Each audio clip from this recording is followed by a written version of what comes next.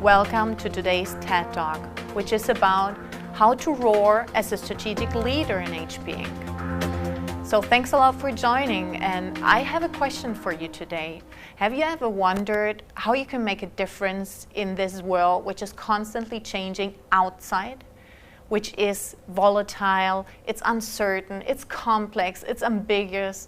This is what they nowadays call the VUCA world, because there's lots of changes and they are mostly triggered by the outside. So there's many people that actually take the victim's role in this VUCA environment because they feel a victim not being able to do any changes. And just imagine how they feel at the end of the day, very, very frustrated. And that's just having a very bad impact in the teams as well, because if they are managers and leaders and there's teams behind, just imagine how these employees are feeling with such a frustrated energy in the air. So here we come to a point now, which I think why you are listening to this TED Talk right now, because you don't want to be like them. You know that you can make a difference. Sometimes maybe you don't know how, but you want to do a difference, and this is why we're here today. Because there was a learning community.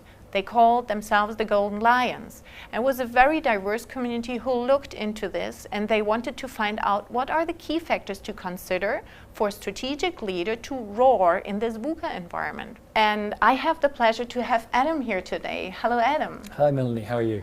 I know you're part of this learning community. You call yourself the Golden Lions, and I know it's a very diverse pride. So tell me a little bit more. Yes, it is a very diverse pride. And in fact, on the screen now, you can see a picture of us of when we were in Barcelona. And now you can see the diversity.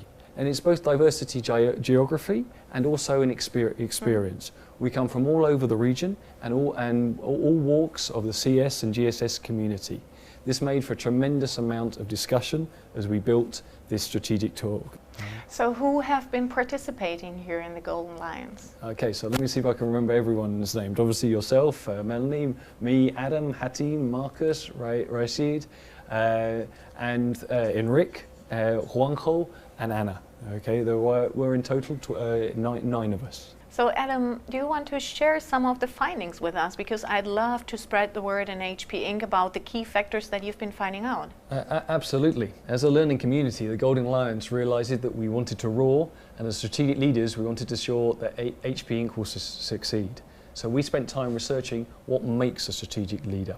The more we researched, the more we found there are many attributes. However, we filtered, distilled, argued, and selected the 4 top ones. Okay. They are vision, change, empowerment, and something we call the 6 ups, which I'll come to at the end. Okay. Let me start with a very practical example for our first attribute, the vision. When you're driving a car, how often do you look in the rear view mirror?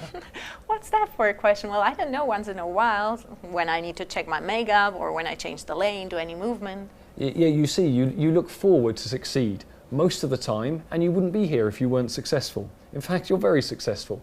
As a strategy, you and millions of others have chosen to look forward most of the time, not back. Which makes sense. I mean, if we look at the size of the front shield in comparison to the rear mirror, that's probably also giving an indication. Absolutely. And exactly, let me try another one. How many of you have booked your vacations, your summer vacations? Some of you may have booked them 1 month in advance. Yes, you're a young single guy. But most of you, the majority of you, will have complex lives. You will book 6 months in advance. Did you consider last year's experience? Probably. But again, you will have to look for a strategy of looking forward. What do you think, and how often do you think HP leaders in our learning community look forward? Do you want a sincere answer? I think they look a lot backwards. They have metrics review, quarterly reviews. They look at what happened. But I mean, I know that they are also looking at the happenings to understand what do they have to improve and what are the corrective actions. So I don't think it's always bad to look backwards. Let me come to that in a moment. But yes, we heard from our team that we spend 70 or 80% of the time looking back and 20% looking forward. And no, of course, it's not bad to look back. Like in a car, you need to do this to control your journey and to make sure you're not crashing with other cars. But it's all about balance, and that's what I want to talk about. This is what a normal manager does. But strategic leaders and successful leaders display a number of characteristics which set them apart. They allow them to innovate and strategize whilst keeping the plane flying. They deliberately look forward. Returning to the car analogy, as you mentioned, the size of the windscreen is an indication. The windscreen is big, the rear view mirror is a guide to the proportion of time you should be looking forward and looking back. This will be about 80% forward and 20% back. We as a learning community know that we need to work on this. And not only you, I can imagine there's now already first people out there that are also saying like, oh, there's no way I've been looking in the future around 80%.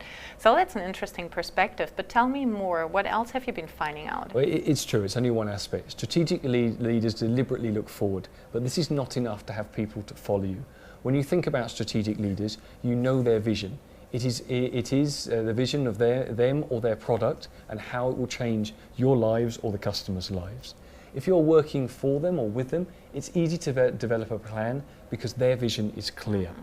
I was reading the book Playing to Win. This is all about having a winning aspiration, a narrative behind, and then looking outside at Apple, I think, is a very good example of a vision, a very clear one, and everyone can actually relate to it. Absolutely. I mean, I don't think anybody would be too happy about talking about Apple, but it's very clear. Think differently, everybody knows it, whether you work for Apple or not. But there again, as HP, we have Make It Matter or Make Every Customer a Fan. It's clear and simple, and you can understand it and digest it and build a plan.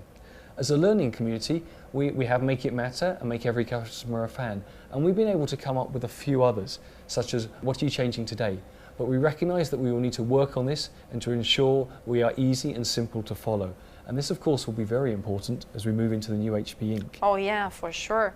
And then I'm wondering, when you're talking about the new HP Inc., I mean, we're going to have constant challenges and there's a change always around. So how does this all help the leaders? Well, change is very important. And in fact, one thing I wanted to mention, I was listening to one of the other TED Talks about adaptability, and the work in there is complementary to what we're talking about here. I'd recommend anyone to listen to that one. Anyway, relating to looking forward, let's talk about our second attribute. We found that strategic leaders understand that change or adaptability is necessary, and they present it in a positive way as opportunities. Leaders know, as we've spoken about, that we are in a VUCA world where change has to be expected, but it has to be viewed as a complete opportunity. It is viewed as in a positive way. Change is needed to drive progress. As George Bernard Shaw put it, today we don't refer to it as progress, we call it innovation. If we don't change, we will not find new ways to do things and we will not drive innovation. Dion has a couple of ways of looking at this. He often talks about the ocean waves. He is, after all, Australia. The first wave is where we capitalise on today's world. In the other two waves, we are trying to drive change by anticipating what the market will need. 66% of our time is spent trying to change the world and look forward. As an organisation, we need to have our teams looking forward more of the time. That said, we also need to keep the plane flying. Hold on a second, because I was reading this book, Innovators DNA, and they were also talking about the fact that people have skills for delivery and for discovery. And then when we look at eBay, Pierre, let me see again, Omidyar, he was noticing that, yes, he would also have to work much more on these aspects. So he started to work with Mac to really cover the two areas, to discover, to have time to discover, and also to deliver. Absolutely. Leaders like Meg and Dion are challenge us to make it matter and change the world, but they also know that we need time and space to make it happen. That's true. I mean, now I really see the impact here on accepting, embracing the change, because if we're not changing, we're not progressing. But now I think about all the teams behind. You're a leader, but then there's teams behind. So what is it that the leaders can actually do? How can they help their teams to get through this VUCA environment? Very good. And here we come to our third attribute, very much in line with Liz Weidman's multipliers work. Strategic leaders know that they must empower their teams to take control. They must give them the ownership and expect accountability. This is not as easy to do and can take time. There are many techniques for this, but we found two that are not so well known. It's one about a comfort zone and the other about learning from mistakes. As a leader, you are accountable for a project and a team, but you will only take this accountability if you feel the buy-in. Most top performers want to grow and typically want to grow with purpose. You need a challenge. Think about Dion's recent announcement. He's moved virtually all his team round. He's moved them out of their comfort zone. Being out of your comfort zone, you're engaged as you are learning, as you're grappling with the new ways of solving the challenge. Being in your comfort zone may seem that you have everything under control, and you may think it's a good place to be, but you won't be learning. As Mario says, if you have everything under control... Just a second, Mario. Mario was a very famous motocross driver, and the analogy is about Formula One. Okay. He's saying the faster you drive, the more things will be out of control. And I'm now applying that to business. The faster you go, the moving faster, the better it is. Importantly, if you're moving forward and fast enough, you will make mistakes, and you will make a lot of them. In fact, you will make more mistakes the faster you grow. But wait, you're saying mistakes, and I'm wondering, should we really talk about mistakes? Because the same in the book of Innovators DNA, they were saying it's probably just not the right term, because we can say it's just an attempt, it's another attempt, it didn't work out, so we just go over it again. Absolutely. I mean, as you say, in Innovators DNA, Clayton Christensen talks about how innovators don't refer to them mistakes, just attempts that didn't work. If we don't do this well, we will not innovate ever. One problem with mistakes, particularly in companies like HP, is that mistakes are hidden. We don't want to hear about them. Well, and they are not really recognized for making mistakes. Well, this is a very interesting point. Mark Stevenson, the futurist, suggests to ventilize and talk about mistakes. He even suggests to reward them like you would a recognition of good work. What he's trying to do is remove the stigma around, the idea is to remove the stigma around mistakes. Make them accepted rather than an unaccepted part of the culture. Once this is achieved, people will feel comfortable talking about mistakes, and open up to others will do the same, and one person who has a problem or may make a mistake will ask a solution from somewhere else. This will create more efficiencies and innovations. Perhaps even your direct manager or leader can help you. Both these skills the learning community need to work on. But in the end, I think what you're talking about is empowering the people and at the same time allowing for failures, which we could just call another attempt. So I think it's a great perspective, because innovation will definitely come from that in a much higher frequency than currently, where people are still afraid of doing mistakes. Okay. Mistakes and things like this is very much around children as well. That's true, because when they just walk around and then they fall and they stand up again and they are not afraid, and every day is a new, I mean, they just get out of their comfort zone, discovering something new and just trying something new, and they are not feeling, this is fear, so they are not feeling fear of doing something wrong, and I think we should sometimes copy a little bit more what they have been doing. Absolutely. But now I can't wait to hear about the last factor, the how did you call them? Six ups? The 6 ups, okay. Yes. The last aspect we focused on is more of a realization, actually. It's a new area for us to work on. It's about recognizing that being a leader is hard work. As Thomas Edison puts it, it's 99% perspiration. Malcolm Gladwell commented in a number of well-written books that it takes 10,000 hours to master a skill. Oh yeah. We also looked at the work of Rosabeth Kanter. She has the 6 ups for leading positive change.